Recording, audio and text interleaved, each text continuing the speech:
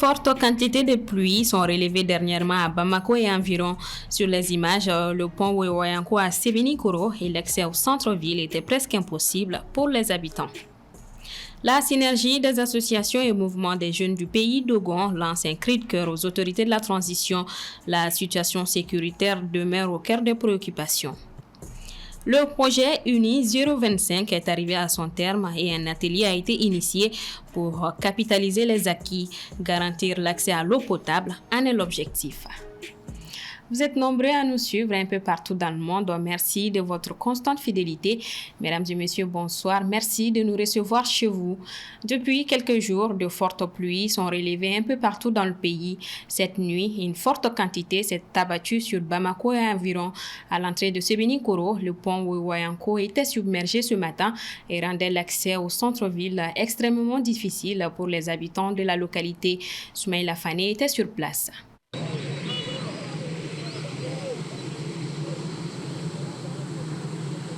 Ce mardi matin, le pont Wewayanko reliant Sévénikoro au centre-ville était littéralement sous les eaux. La veille, une forte pluie s'est abattue sur Bamako et environ et rendu cette unique voie impraticable. Entre 6h30 et 8h, le passage était quasi impossible.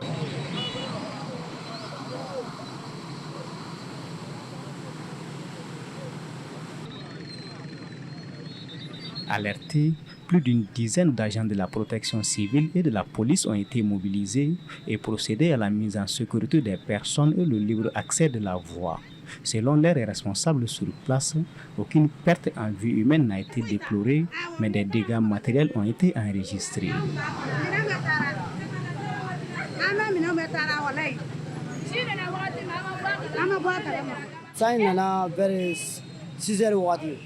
Bon, an mago sa taara n'an ka minɛnw bɛɛ bon wagati min na ne bɔra kalama an y'a essayé ka minɛnw ladon so kɔnɔ mais ça va pas bon an bolo ko a tɛ caya mais a commencera ka caya a tilala ka kɛ tiɲɛni ye bon an bolila ka bɔ yɔrɔ la ka taa an jɔ kɔfɛla la fɛ ji kɔni donna an kan an ka minɛn caman cɛ taara n'an ka moto ye a taara ni kɛsiw ye ne baaraɲɔgɔn dɔ le ye n wele 6 heures waati ne nana sa o y'a sɔrɔ a taara n'a ye. Selon Mali Météo, dans les dernières 24 heures, plus de 77 mm de pluie ont été recueillis dans la ville de Bamako. Ces précipitations ont causé des inondations dans plusieurs quartiers et rendu la circulation extrêmement difficile.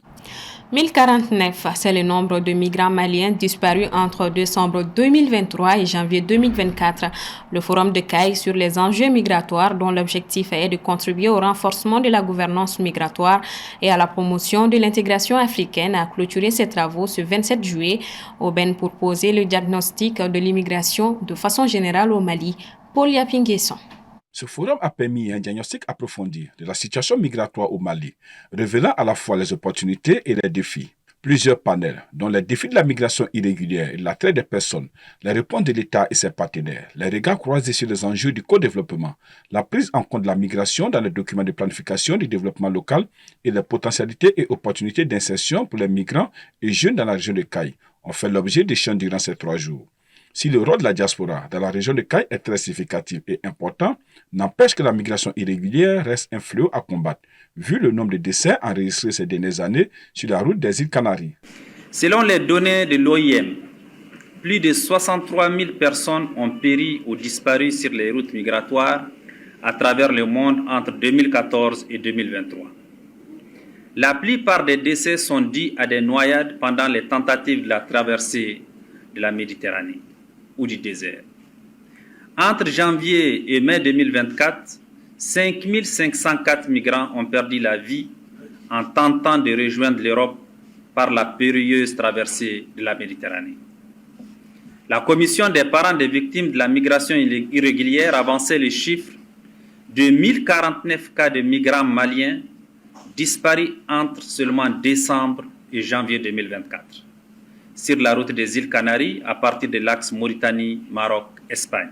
Des recommandations comme la relecture de la politique nationale de migration, l'important de renforcer la protection des personnes en mouvement, conformément à la Convention de Genève de 1951, et de proposer des actions concrètes pour répondre aux défis identifiés ont été formulées. Par ailleurs, en marge des activités du forum, le ministre Moussa Ag Attaher a présidé une cérémonie au centre d'accueil des migrants de la Cité des Rails. À cette occasion, 4 chèques d'une valeur de 3 millions de francs CFA chacune ont été remis à 4 associations œuvrant dans le domaine de la migration. D'autres gestes symboliques ont marqué la cérémonie, notamment la remise d'attestations de fin de formation à 2 jeunes, ainsi que des kits de réinsertion à 20 migrants de retour. Ces initiatives visent à faciliter la réintégration des migrants dans leur communauté d'origine et à améliorer leurs perspectives d'avenir. D'après la synergie des associations et mouvements des jeunes du pays d'Ogon, la situation sécuritaire ne s'est guère améliorée dans leur localité. Ils invitent donc le chef de l'État à reprendre le dossier en main. Plus de précisions avec Aminata Keïta. Du 25 mai au 26 juillet 2024, au moins 120 personnes ont été tuées par les terroristes selon le décompte de la synergie des associations et mouvements des jeunes du pays d'Ogon. Ces attaques auraient eu lieu dans plusieurs villages du pays d'Ogon, à savoir Djalassagou, Kobolagado, Numuso, Sokolo Kanda, Tegrou, Anakanda, Dessagou, entre autres. La situation, elle est quand même dramatique parce que depuis le mois de mai, exactement le 25 mai, nous avons enregistré une première grande attaque qui a fait à peu près 19 morts et des blessés. Et depuis ce jour-là, les attaques se sont suivies jusqu'à aujourd'hui. Donc, ce qu'il faut savoir, c'est que en ces débuts d'hivernage, nous on est habitués à ça, hein, les terroristes ils multiplient les attaques. La raison, c'est tout simple, hein, c'est pour faire en sorte que les cultivateurs n'arrivent pas à s'aimer, à cultiver. Et comme ça, ils seront affamés et puis les terroristes, ils viendront maintenant leur imposer leurs règles. Donc, c'est un tout petit peu ça. Et pendant ces quelques temps, nous avons remarqué à peu près 19 attaques. Ces 19 attaques ont fait plus de 120 morts. Ça, c'est uniquement la partie Banyagara, Bankas, Koro, Douanza du pays de Go. Maintenant, dans la zone de Nyono, Massina et autres, bon, il y a d'autres attaques, mais nous, comme ce n'est pas un peu notre zone, on n'arrive pas quand même à répertorier. Malgré les nombreuses rencontres qu'ils ont eues avec les autorités, les décideurs locaux, la synergie des associations et mouvements des jeunes du pays d'Ogon affirment que les terroristes ont continué leur agression contre les populations et les femmes, endeuillant des familles entières, causant des blessés, des dégâts matériels importants et des déplacements massifs. D'abord, nous cherchons à ce que la crise du centre soit... l'approche soit revue, parce qu'il y a des discours aujourd'hui qui ont tendance à faire de cette crise-là une crise entre communautés. Et ce n'est pas du tout une crise entre communautés. C'est une affaire qui a commencé en 2012 avec l'arrivée des terroristes dans la zone et qui ont su, quand même par leur intelligence, essayer d'opposer les communautés.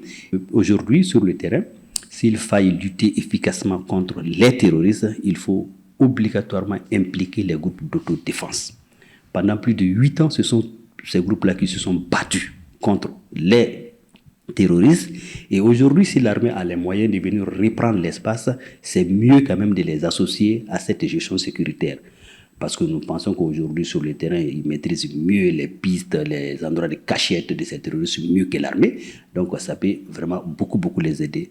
La synergie des associations et mouvements des jeunes du pays d'Ogon invite l'État à réévaluer leurs dispositifs, à apporter une aide humanitaire d'urgence aux familles affectées par les attaques. Et enfin, les jeunes du pays d'Ogon invitent le chef de l'État, le colonel Assimi Goïta, à reprendre la main sur le dossier du centre, précisément le pays d'Ogon, et ouvrir un couloir d'écoute des populations afin de mieux cerner les contours d'une tragédie qui, selon leurs mots, menace la nation entière. Je vous l'annonçais en titre, le projet UNI 025, une initiative de Search for Common Ground, est arrivé à son terme. Ce mardi 30 juillet, une cérémonie a été organisée afin de capitaliser les acquis du dit projet. Asitoumani Koulibaly nous en dit plus. Renforcer les capacités locales de gestion inclusive et pacifique des infrastructures Watch et de prise en compte des risques de protection et de santé des femmes, jeunes et des enfants dans les régions de Gao, Badiangara et Tombouctou, c'est ainsi que l'on pourrait résumer le projet UNI 025. Initié par Search for Common Ground en partenariat avec l'UNICEF, le projet vient d'arriver à terme. Une immense gratitude et une grande satisfaction que nous nous réunissions aujourd'hui pour l'atelier de capitalisation du projet INI 025. Il a été conçu pour répondre aux défis importants auxquels sont confrontées les communautés dans ces régions, notamment les impacts des crises et des dynamiques de conflits sur la gestion des infrastructures eau, hygiène et assainissement. Depuis le début du projet, nous avons observé une transformation significative. En renforçant les capacités locales pour une gestion pacifique et inclusive des infrastructures eau, hygiène et assainissement, nous avons constaté des avancées notables. Le projet Uni 025 avait également pour objectif de garantir un espace sûr aux enfants, femmes et jeunes afin qu'ils s'expriment et racontent leur histoire. La problématique de l'eau est au cœur des objectifs du développement durable ODD des Nations Unies.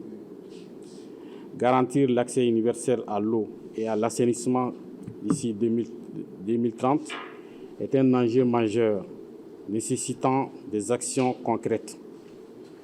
Le projet INI 025 dans les régions de Bandiagara, Gao et Tombouctou a marqué une étape importante dans l'amélioration des conditions de vie dans ces régions. Pour rappel, Search for Common Ground est une organisation internationale œuvrant en faveur de la prévention et de la résolution pacifique des conflits à travers le monde. En offre, l'ancien président sud-africain Jacob Zuma a été exclu ce lundi par son ancien parti, le Congrès national africain, après avoir créé un nouveau parti politique qui s'est présenté aux récentes élections du pays. Le parti de Zuma, également connu sous le nom de Parti MK, a obtenu près de 15% des voix au niveau national et est devenu le troisième parti du pays. Cela a largement contribué à ce que l'ANC perde sa majorité parlementaire pour la première fois depuis son arrivée au pouvoir en 1994. Le parti MK de Zuma a dénoncé l'expulsion et accusé la commission disciplinaire de l'ANC de se comporter comme un tribunal kangourou. Voilà donc qui referme ce 1945. Merci à vous de l'avoir suivi. Le rendez-vous est pris pour demain, même heure, même plateau. Bonsoir à tous.